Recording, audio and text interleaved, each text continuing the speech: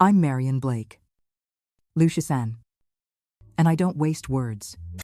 Tonight I'm seated at the Whitmore estate. A dining room built for triumphs and toasts.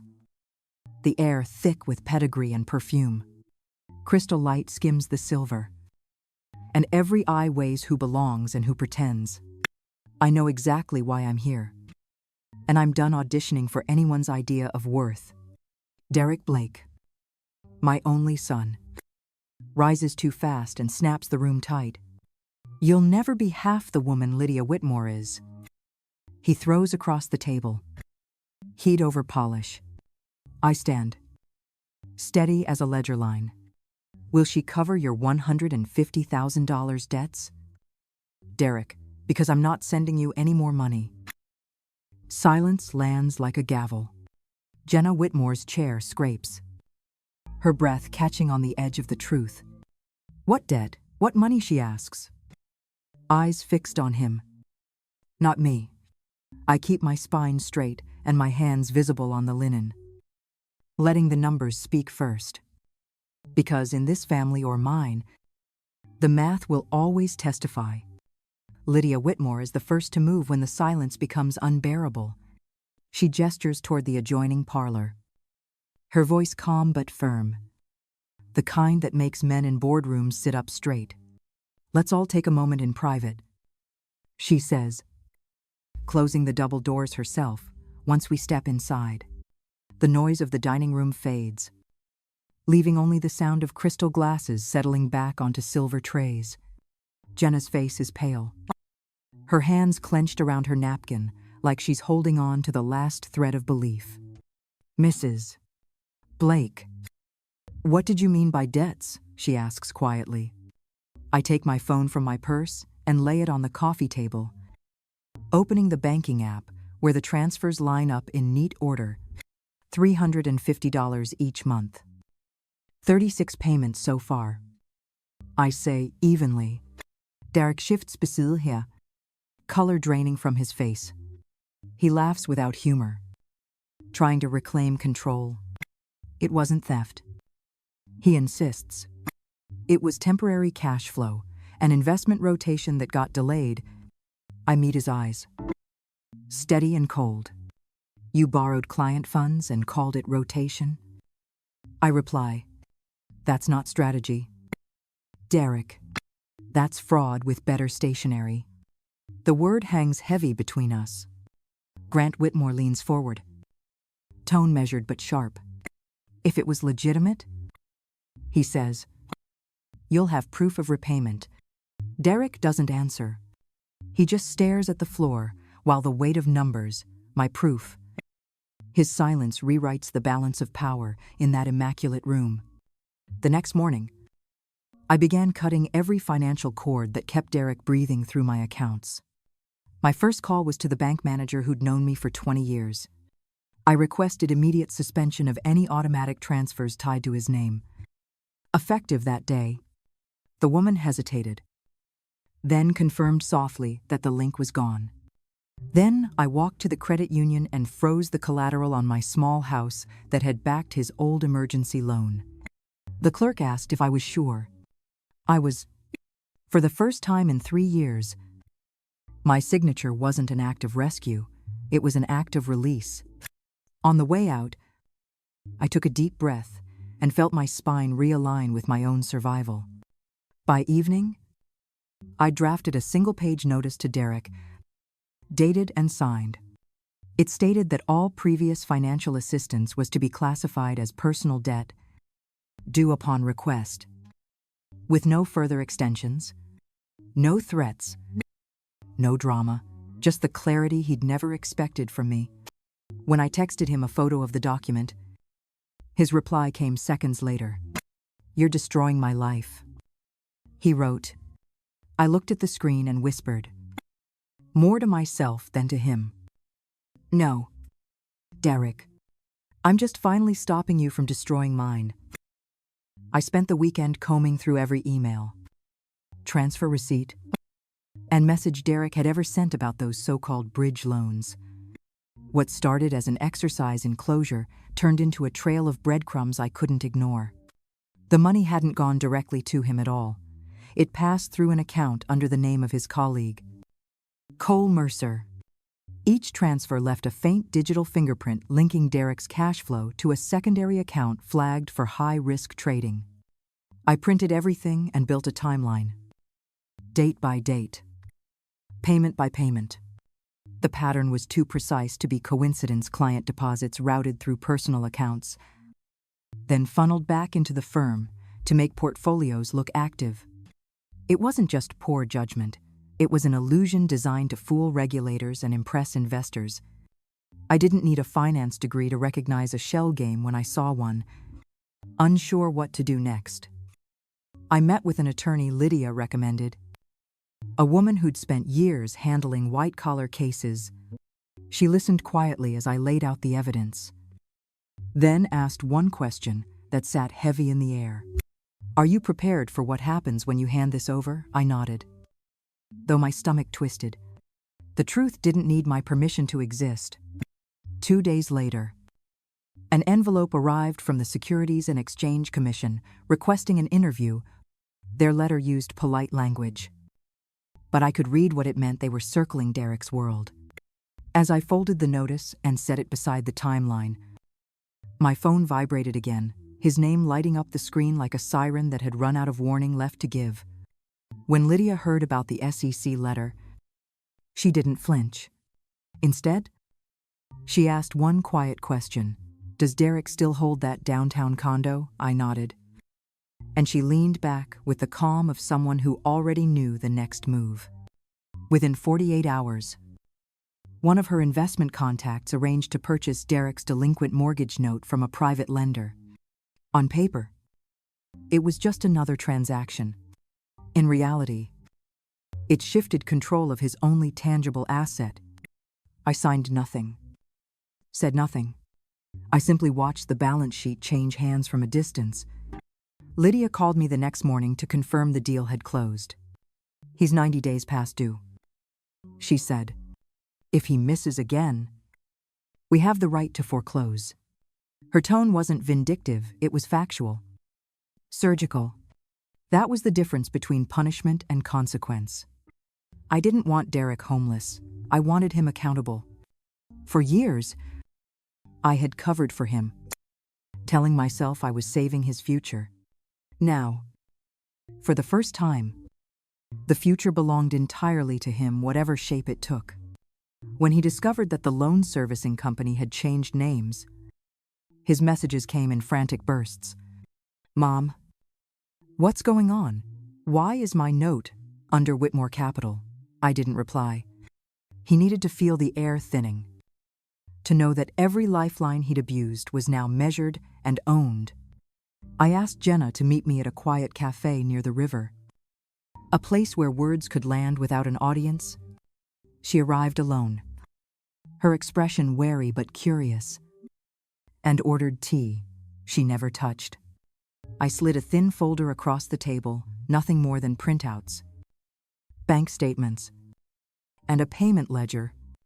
"These are the transfers," I said softly. 36 so far, each for $350. The last few increased to $647 when he fell behind. Her eyes moved down the page like she was watching her own engagement dissolve line by line. I explained what the money had been used for, keeping my voice even. It hadn't been investment capital, I told her, but emergency payments to people threatening to harm him. I didn't dramatize it or plead for understanding. I simply described the truth, the kind of truth that doesn't need embellishment because it already hurts enough. She sat back, her composure cracking just slightly. "Why tell me now?" she asked after a long silence.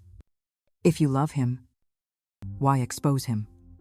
I met her gaze and let the question hang before answering. "Because love without honesty is just debt under another name. I've paid enough interest on that." Her lip trembled, but she nodded once, as if she'd been waiting for someone to put into words what she already suspected. When we stood to leave, she placed her engagement ring on the table between us. "He's going to say this is your revenge," she whispered. I smiled faintly. No. Jenna, this is his receipt. The SEC meeting took place in a gray federal building where everything smelled like paper and worry. Lydia's attorney accompanied me. A calm presence in a navy suit who spoke only when needed. The investigators were polite but precise, asking about each transfer, each withdrawal, each message Derek had sent. I answered with the quiet precision of someone who had spent decades balancing other people's ledgers and surviving on accuracy. They asked if I had ever provided funds for Derek's investment activities, and I told them no. Every dollar I'd given him was to pay debts and prevent harm. Nothing more. I showed them the payment trail, the loan paperwork, even the emails where he'd promised to repay me.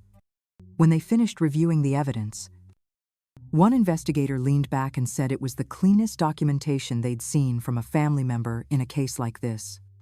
That sentence stayed with me longer than it should have.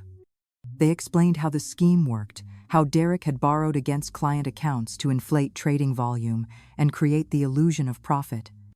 It wasn't just reckless, it was premeditated deceit. Lydia's lawyer took notes while I kept my hands folded, feeling both grief and strange relief intertwine. As we left the building, my phone buzzed again. Derek's name lit the screen. His message, short and desperate, Mom. Please. One more transfer until this blows over. I turned it face down on the car seat and watched the city pass by. Knowing some debts can't be paid twice. It didn't take long for Derek to strike back. A rumor appeared online, claiming I'd been dismissed from the hospital years ago for irregularities in patient billing. It was his handwriting all over the phrasing, vague enough to poison, familiar enough to wound. I stared at the headline on my phone while sitting in line at the grocery store. The fluorescent lights suddenly too bright for what they revealed. He'd chosen humiliation as his weapon, thinking I'd retreat into silence the way I always had. Instead, I went home, opened an old filing box, and pulled out my employment records, 30 years of spotless evaluations and a final letter of commendation signed by the hospital board. I scanned them and sent copies to the attorney who had represented the hospital, asking for a written confirmation. Within a day, I had official proof that I'd left on retirement, not disgrace. When the statement went public through Lydia's legal team, the story collapsed under its own emptiness. Derek had tried to rewrite my past, the same way he'd rewritten his own. But this time, the paper trail favored me. People say blood is thicker than water. They forget ink is thicker than both. And mine was signed in truth, not desperation. A week after the rumor collapsed, Lydia invited me to her office downtown. The space looked nothing like the estate's sleek lines, glass walls, the quiet hum of serious work being done. She poured coffee herself, no assistants hovering nearby. You've handled this with more composure than most executives I've met, she said, sliding a folder across the desk. Inside were market reports, all centered on a new project, practical financial consulting for middle-income families. She explained her vision for an initiative that would bridge corporate expertise with real-world budgeting experience. You've spent decades making the impossible add up, Lydia said. I need someone who understands what money feels like when it runs out. Her words landed with the weight of respect, not pity. He hesitated, staring at the numbers, the projections, the opportunity that smelled like both risk and redemption. I'm not a banker, I said quietly. I've just been surviving. Lydia smiled. That's exactly what most of America needs to learn how to survive well. Before I could answer, my phone lit up again. Derek's name flashing across the screen. I turned it face down and looked back at her. Tell me more about this idea, I said. The arrest came 2 weeks later. Announced on the morning news between weather and traffic. Derek Blake. 33. Charged with securities fraud, wire fraud, and possible money laundering. The footage showed him leaving his building in handcuffs, head down. The same suit he once wore to boast about client victories. I muted the television before the anchor could speculate about motive.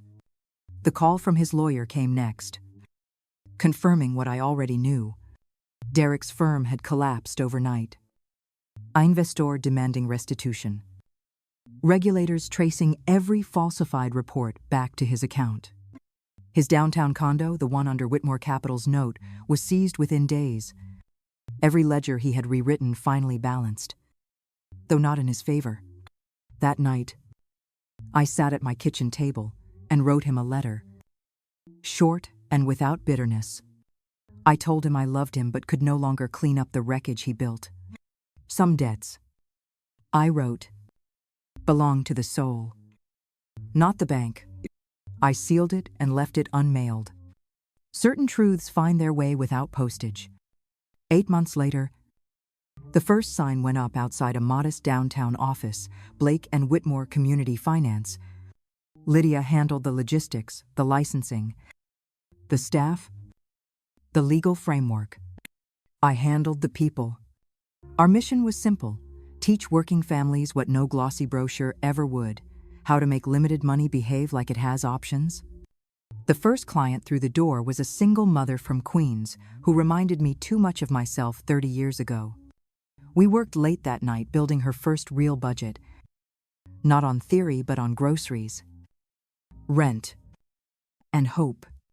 When she left, she hugged me like I'd handed her air. Lydia watched from the doorway. Her usual composure softened. "You realize," she said quietly, "this isn't charity. It's inheritance." I understood. We weren't giving handouts. We were rewriting what survival looked like. Each month, my bank still withdraws $350 toward those old loans. The difference now is what they mean. They used to represent guilt and burden. Now they're proof that the most expensive lessons can yield the highest returns. Derek's sentence was 7 years. Mine ended the moment I chose to build instead of bail. I'm Marion Blake, and this is the first time my story ends in peace, not payment. I learned that love without limits becomes debt. And truth, once spoken, cancels interest. If you've ever carried someone else's burden, I remember, sometimes stopping the rescue is the only way to save yourself.